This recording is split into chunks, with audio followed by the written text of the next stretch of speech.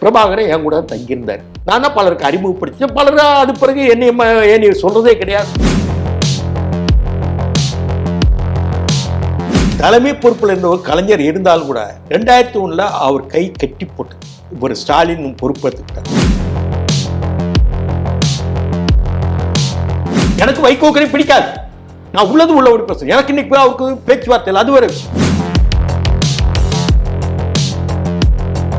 திமுக ஓட்டு போட்டாங்க, ஏற்கனவே ஊழல் கட்சி தான் திமுக. மறுமலர்ச்சி திமுக என்ற அந்த குழந்தை அது பிறந்தவுடன் அழுதது இல்லையா, அப்பவுமே கொண்டுட்டாங்க.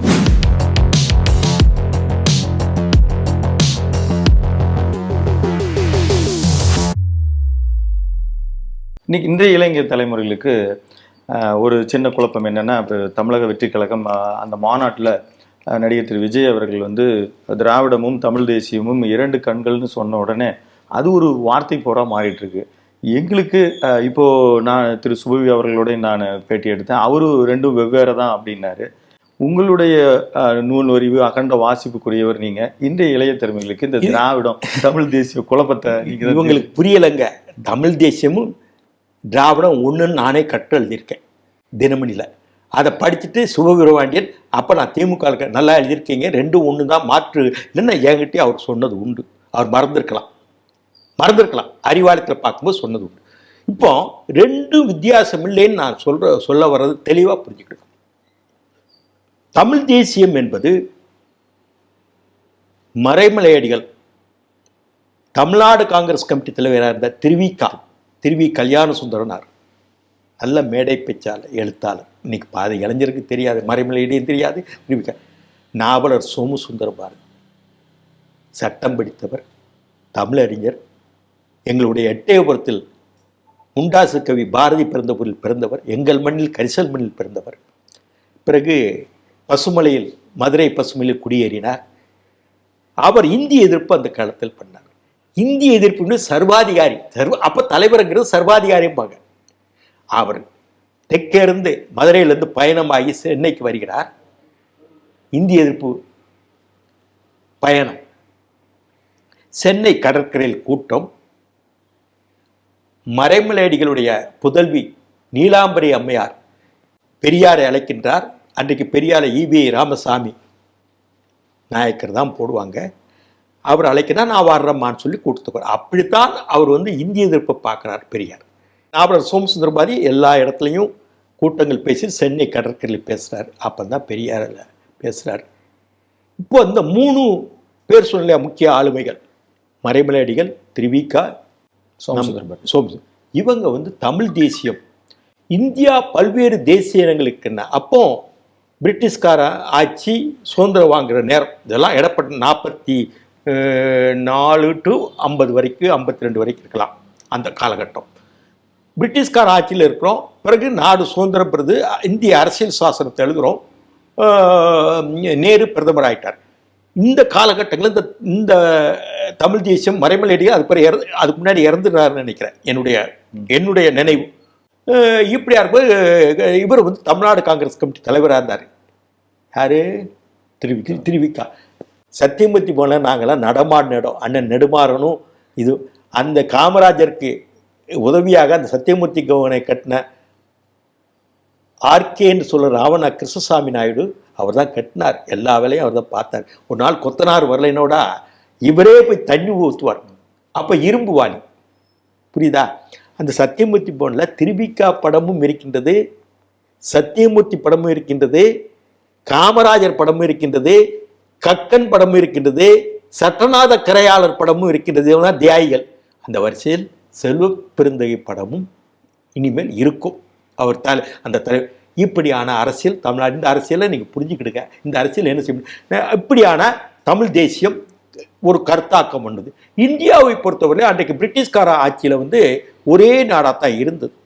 அப்போது பல்வேறு தேசிய இனங்கள், ஒரியா மொழி, அசாம், இந்தி, அதே மாதிரி கன்னடம், தமிழிலிருந்து பிரிந்து சென்றதில் கன்னடம், தெலுங்கு, மலையாளம், துளு, இப்படி பல்வேறு மொழிகள் இருக்கின்ற, பல்வேறு தேசிய இனங்கள், பல்வேறு மொழிகள் இருக்கின்ற இடத்தில் ஒரு தமிழ் தேசியத்தை காக்கப்பட வேண்டும் என்ற நோக்கத்தில் இவங்க கொண்டு போனாங்க. எங்களுக்கு தனிநாடுன்னு கேட்கல.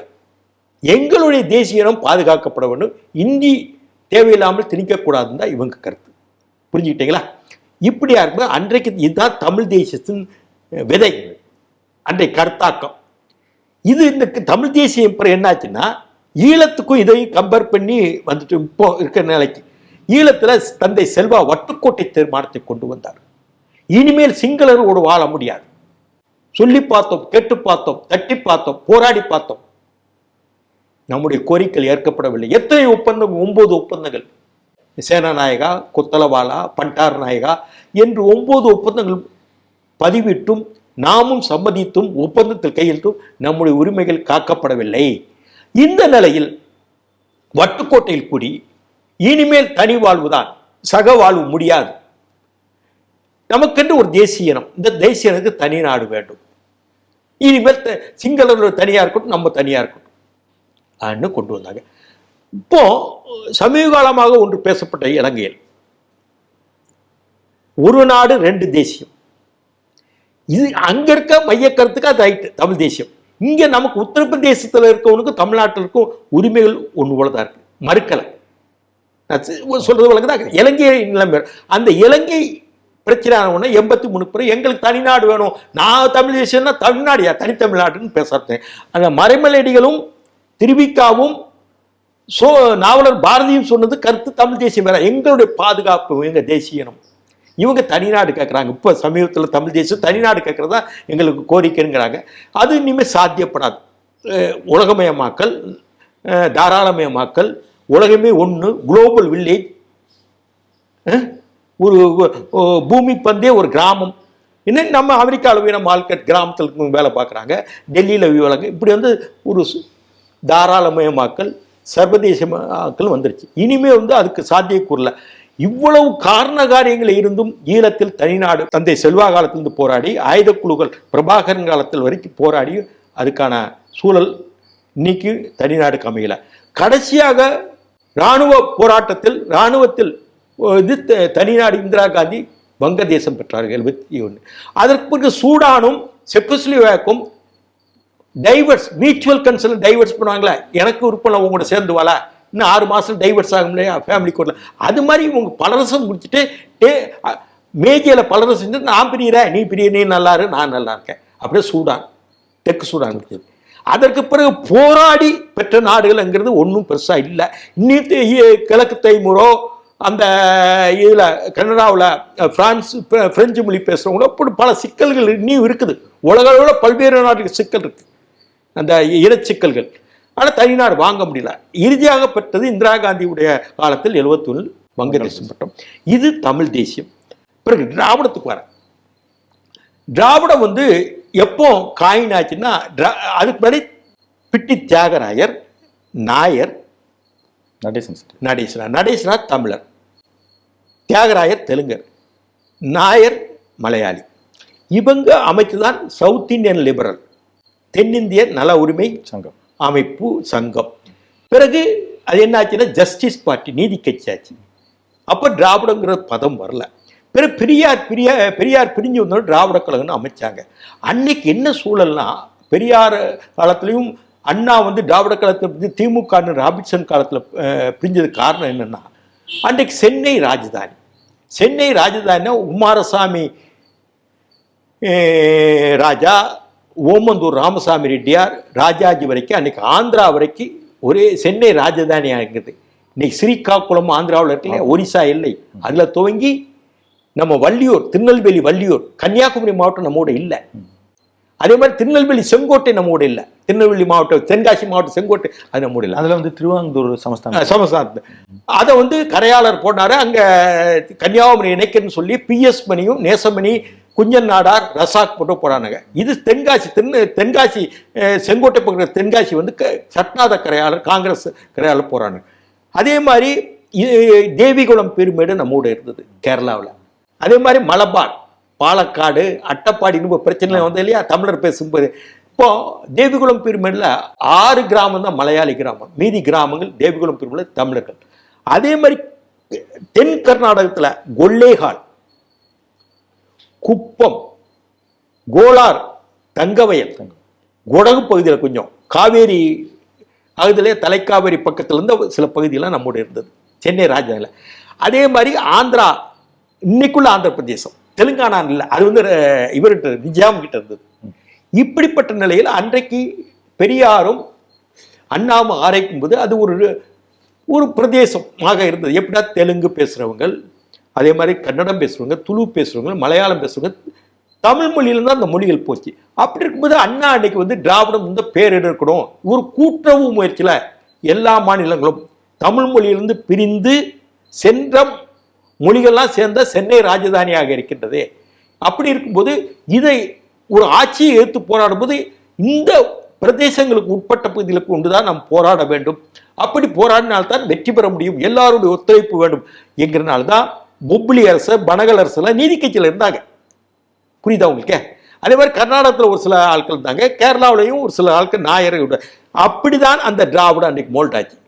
இந்த 56 நவம்பர் 1 கன்னியாகுமரி மாவட்டம் இணைந்து இன்றைக்கு எல்லைகள் அமைந்த திருத்தணி வரைக்கும், திருத்தணி 60 தான் நம்மோடு சேருது. அது தனி போராட்டம். ஆமாம், 56 மாப்போசி நடத்துறாரு. 56 இந்த இன்னைக்குள்ள எல்லைகள் அமைஞ்ச பகுதி நவம்பர் 1. இந்த அடிப்படையில் தான் இன்னைக்கு திராவிடம் பாடுறேன். இது ஒவ்வொரு நோக்கத்திலையும் பார்த்தா சரியா தான் இருக்கும். அந்தந்த நோக்கத்தில் அவங்கவுங்க சொன்ன விளக்கங்கள் நியாயமாப்படுது. இப்போ தமிழ் தேசியங்கிறது அதுக்கு பிறகு மறைமலையடிகள், திருவிக்கா, நாவலர் சோமசுந்தர பாரதி, கியாபி விஸ்வநாதன், கடைசி கட்டத்தில் சீபாதினார் கூட பேசினார். அவர் பேச்சு வேற விஷயம், இவங்களுடைய பார்வை அவர்கிட்ட இல்லை. இப்போ அண்ணன் நெடுமாறா அந்த பார்வையில் இருக்காரு. அந்த தளத்துல, எந்த தளத்துல? தமிழ் தேசியம். தமிழ் தேசியம்னா நம்ம மறைமலையடிகள், திருவிக்கா, நாவலர் பாரதி அவங்க சொன்ன தளத்தில் இருக்காரு. அது நியாயமான தளம். அவர் செயல்பட்டு இருக்கார். ஈழத்துக்கு ஆதரவாக அவரை விட யாரும் உழைச்சவங்க கிடையாது. தன்னுடைய லாபத்துக்காக ஈழத்தை அவர் பார்க்கல. ஒரு சிலர் தன்னுடைய லாபத்துக்காக ஈழத்தையும் பிரபாகரனையும் பேசுவாங்க. அப்படி அவர் பேசுற ஆள் கிடையாது. அவர் வீடை போய் பார்த்தா போய் ஈழத்துக்காக ஒரு உழைச்சிருக்காரு, யார்கிட்டே ஒரு நேரம் பேசுவாங்க. நானும் வாங்கினேன். பிரபாகரன் என் கூட தான் தங்கியிருந்தார், எல்லாருக்கும் தெரியும். பாண்டி பஜார் கேஸ் நான் தான் பலருக்கு அறிமுகப்படுத்தினேன். பலர் அது பிறகு என்னை சொல்றதே கிடையாது. அவர் தான் அறிமுகப்படுத்தாருன்னு கூட சொல்ல மாட்டாங்க. அப்படி ஆயிடுச்சு. பல பேரை கூட்டு போய் அறிமுகப்படுத்தி அவரே விரும்ப நான் இவர் வேண்டான்னு கம்பல் பண்ணி அவர் திணிச்சே அவங்க கையை கொடுத்து கை குலுக்க சொல்லுவேன். இப்போ என் பேரை சொல்ல மாட்டாங்க.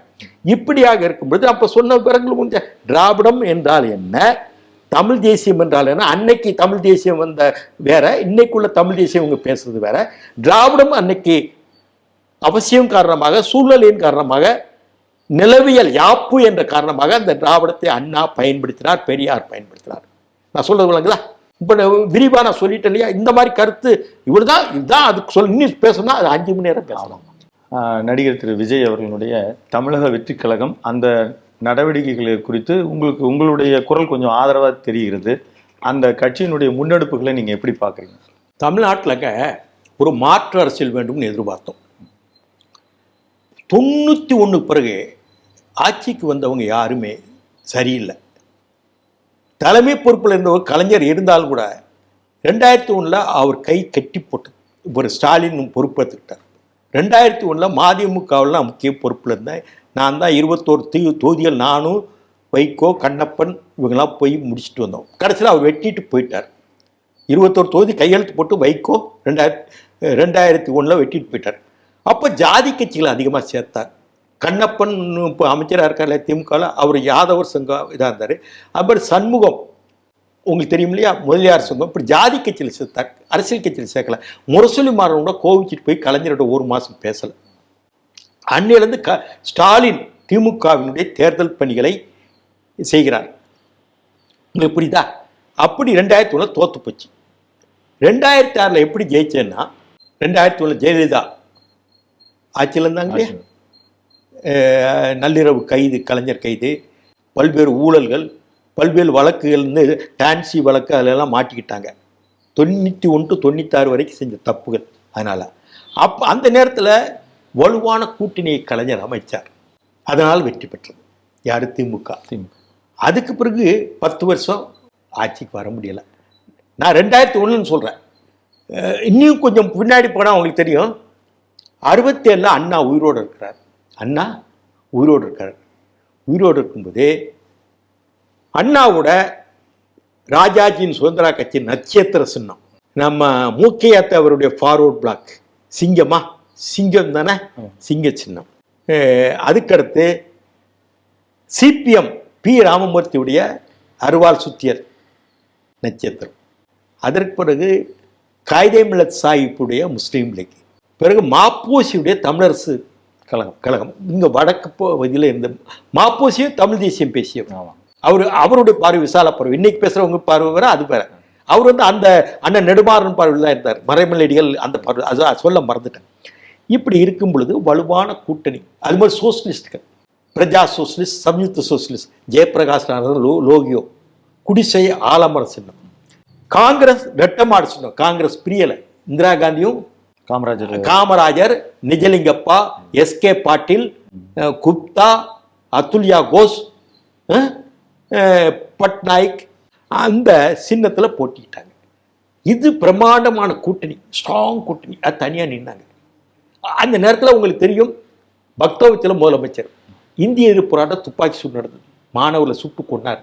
அந்த அதிருப்தி. இப்போ ரேஷன் அரிசி கிடைக்கலன்னு ஒரு அதிருப்தி. சரியான ரேஷனில் அரிசி சப்ளை இல்லை காங்கிரஸ் ஆட்சியில், பக்தவச்சலம் காலத்தில். அண்ணு ஒரு குற்றச்சாட்டு, 2 குற்றச்சாட்டு வரை சேர்ந்தது. அண்ணா இந்த கூட்டணியோடு சேர்ந்து நாங்கள் வெற்றி பெற்றால் சென்னையிலும் கோவையிலும் ₹1 ஒரு படி அரிசி கொடுப்போம் என்று சொன்னார். ஒரு படி நிச்சயம் என்று சொன்னார். இப்படி நிலையில் அன்றைக்கு 67 திமுக வெற்றி பெற்றது. இவ்வளவு கூட்டணியாக இருந்தார், புரியுதா? ஆனால் இவ்வளவு கூட்டணியாக இருந்தும் ஒன்றுபட்ட காங்கிரஸ் 1 லட்சம் ஓட்டு கூடுதலாக வாங்குறாங்க. இந்த கூட்டணி 1 லட்சம் ஓட்டு கம்மியா வராங்க. ஆனா 1 லட்சம் ஓட்டு கூடுதல் வாங்கின காங்கிரஸ் தோக்குது, ஆட்சியை இழக்குது. இது வெற்றி பெறுது. இவ்வளவு வலுவான கூட்டணி. பிறகு அண்ணா இறந்துட்டார், கலைஞர் முதலமைச்சர் ஆகிறார். பிறகு 71 தேர்தல். 71 தேர்தலில் நாங்கள்லாம் சாவண காங்கிரஸ் 2 அப்பளம் விட்டுருந்தோம். சைதாப்பேட்டையில் கலைஞர் போட்டியிடுகிறார். அவருக்கு எதிராக சாவண காங்கிரஸில் அண்ணன் குடந்தை ராமலிங்கம் போட்டியிடுகிறார். நாங்கள்லாம் அந்த தேர்தல் காலத்தில் பார்த்தவங்க. குடந்தை ராமலிங்கம் போட்டி. கலைஞர் அந்த தொகுதியை விட்டு எங்கேயும் போகவில்லை. எம்ஜிஆர் அப்போ பிரியவில்லை. எம்ஜிஆர் தமிழ்நாடு முழுவதும் சுற்றுப்பயணம் செய்கின்றார். அப்பெல்லாம் இதுதான் வாக்குச்சீட்டு தான் என்ன, தமிழ்நாடு முழு சுற்றுப்பயணம். பெருந்தலைவர் காமராஜர் எல்லா இடத்தும் சுற்றுப்பயணம். எனக்கு இன்னும் மங்களான நினைவு. நாளை ஓட்டு எண்ணிக்கை வாக்குச்சாவடி விடிய விடிய நடக்கும். அப்பெல்லாம் 30 மணி நேரம் கூட ஓட்டுச்சாவடி எண்ணிக்கை ஆரம்பிக்கிறது காலையில். முதல் நாள் மாலையில் பெருந்தலைவர் காமராஜர் திருமலைப்பிள்ளை சாலை வீட்டில் அனைத்து அரசு அதிகாரிகளும் போலீஸும் நீங்கள் தான் முதலமைச்சர், ஸ்தாபன காங்கிரஸ் தான் அமைக்கப் போகிறது, இன்னைக்கு பொக்கே கொடுக்குறாங்க. அன்னைக்கு மாலை தான் கைத்தறியாட. ஸ்தாபன காங்கிரஸ் வெற்றி பெற்று விட்டதுன்னு இப்போ எல்லாம் பார்க்க வந்தாங்க. அண்ணன் அவர் காமராஜர் சொன்னார், நெடுமாறன் முகவரியை குறித்துக்கொள், MA பட்டதாரி, எனக்கு அன்புக்குரியவர், நாளை அமைகின்ற ஸ்தாபன காங்கிரஸ் அரசில் இந்த மாவட்டத்தின் கக்கன்புல உள்துறை அமைச்சர். இப்படியெல்லாம் இருந்து எம்ஜிஆருடைய பிரச்சாரம் 150 தொகுதியை எதிர்பார்க்காமல் திமுக வெற்றி பெற்று. அப்பவும் தோழமை தான், கூட்டணியினுடைய வலிமை தான், கூட்டணியுடைய. அதற்கு பிறகு உங்களுக்கு தெரியும், எம்ஜிஆர் பிரிகிறார், தொடர்ந்து தோல்வி திமுக. எமர்ஜென்சி எம்ஜிஆர் பிரிகிறார். 89 எம்ஜிஆர் மறைகிறார். ஒரு வலுவான கூட்டணியில் 89 திமுக ஆட்சி இருந்து 2 வருஷம் இருக்காங்க. 91 சந்திரசேகர் அந்த ஆட்சியை கலைச்சிடுறாரு. அதற்கு பிறகு உங்களுக்கு தெரியும், 91 to 96 ஜெயலலிதா ஆட்சி, அதிமுக ஆட்சி. எம்ஜிஆர் இறந்துட்டார்.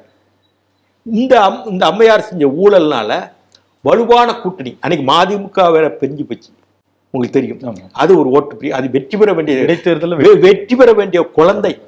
நான் கூட அன்னைக்கு வேட்பாளர், நான் தான் அதிகமான அந்த கட்சியில் ஓட்டு அதிகமாக வாங்கினேன். தனியாக நின்று எங்க கூட கம்யூனிஸ்ட் கட்சி தான், சிபிஎம். அந்த குழந்தையை தமிழ்நாட்டுக்கு தவழ்ந்து எந்திரிச்சு வந்திருக்கணும். தமிழ்நாட்டு மக்கள் பால் பிடித்தார்கள். எப்படி உசிலம்பட்டி ஆண்டுபெட்டி பகுதியில் அந்த எரிக்கலம் பாலை கொடுத்து பெண் குழந்தையை கொன்றார்களோ, அது மாதிரி மதிமுக என்ற குழந்தையை கொன்று விட்டார்கள். ரஜினிகாந்த் வாய்ஸ், ஷோக்கும் திமுக இத்தனை பேர் சேர்ந்து வாய்ஸ் கொடுத்து அன்னைக்கு தமிழ் மாநில காங்கிரஸ் சிபிஎம் சிபிஐ முஸ்லீம் வெற்றி பெற்றது. இதில் என்னன்னா தமிழ்நாட்டு அன்னைக்கு வந்து மதிமுக மறுமலர்ச்சி திராவிட முன்னேற்ற கழகம் என்று இந்த கட்சி வந்திருந்தால் எங்களை போன்ற ஒரு சட்டமன்றத்தின் குரல் கரார் குரலாக தமிழ்நாட்டின் நலன் கருதி நாங்கள் பேச போகிறோம். 20 பேர் வந்திருந்தாலும் அந்த குழந்தையை அழிச்சதுனால இன்னைக்கு தமிழ்நாடு அரசியல் செதஞ்சு போச்சு. எனக்கு வைகோக்கரை பிடிக்காது, உள்ளது உள்ளபடி பேசுறேன். வைகோவுடைய நோக்கம் எனக்கு தெரிஞ்ச வரைக்கும் 2001 வரைக்கும் நல்லா தான் இருந்தார். நான் உள்ளது உள்ளபடி பேசுறேன். எனக்கு இன்னைக்கு அவருக்கு பேச்சுவார்த்தை இல்லை, அது வேற விஷயம்.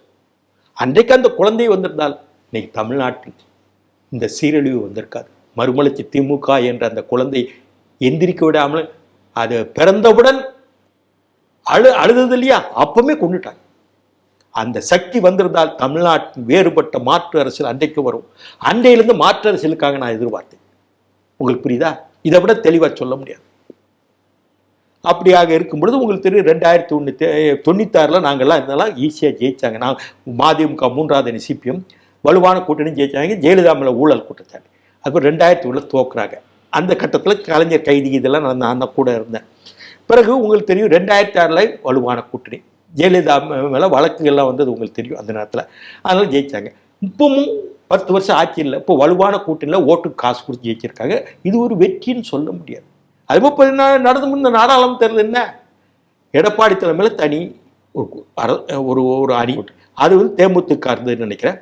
ஆமாம், அண்ணாமலை தலைவராக இருந்த பாஜக தலைமையில் பாட்டாளி மக்கள் கட்சி, நாம் தமிழர் ஒரு அணி, திமுக வலுவான கூட்டணி. பணம் கொடுத்தாங்க, எல்லா தொகுதியிலையும் வெற்றி பெற்றாங்க.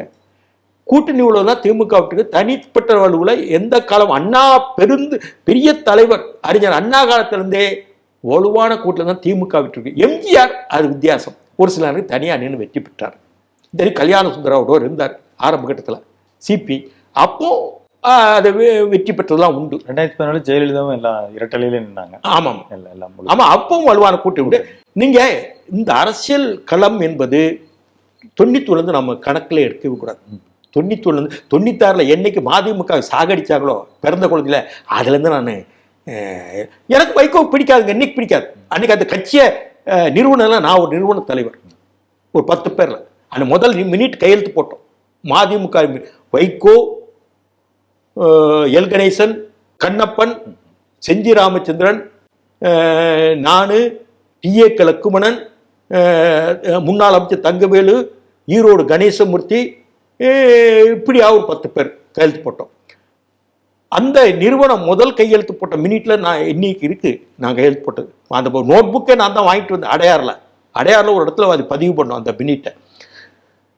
இப்படியாக இருக்கும் பொழுது அந்த கட்சி வந்திருந்தால் ஒரு மாற்று அரசியல், வித்தியாசமான அரசியல் வந்திருக்கும். எப்போ 96, 2006, 2016, 20, 28 வருஷத்துல முன்னாடி நாசம் பண்ணிட்டாங்க தமிழ்நாடு மக்கள்.